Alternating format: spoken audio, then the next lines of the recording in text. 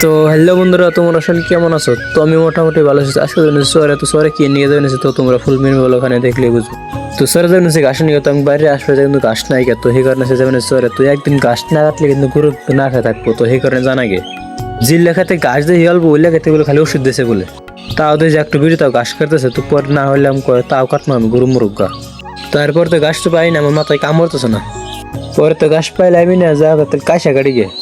তো কাশে কিন্তু খালি কাঁচা যায় কিন্তু কাছে থাকবো, তো ইলে যায় কিন্তু কাছে থাকবো না। পরে বললাম যে কাঁচারে বলতে যাই। তারপরে বললাম কাশে হাঁটতে নিয়ে, তারপর কাইসা দিই নাই খালি গরু খালি খাই খাই থেকে গেছে গা। তারপরে মেলা বিস্তির পরে কাঁচার তলে এক কটি পাইলাম, পরে আমি আর গতি গেলাম নু কাটি তালি। তারপরে স্যার ড্যাম কাড়ে আসে জিরে বানিলাম। তো মানে কিরকম কাইসা মানে কাড়াই যান তার মধ্যে স্প্রিং কত যেটা খাই যায় মানে কি এরকম। তো পরে অফ করলাম জিরা যাবো, আমি মোবাইল কাটবো আজকে জামগা ফট করে। তারপর 3-4টি কাশে কাটি আর পরে গেলাম তাহলে দুবলা সাটি ঘাস কাটিয়ে, তো পরে এলাম ভিন্ডি খেতে। তোমরা দুজনে আছি, তো আমার এতে উঠেছে আর এতে উঠেছে, তো এটি কাটি না জাম গা এখন।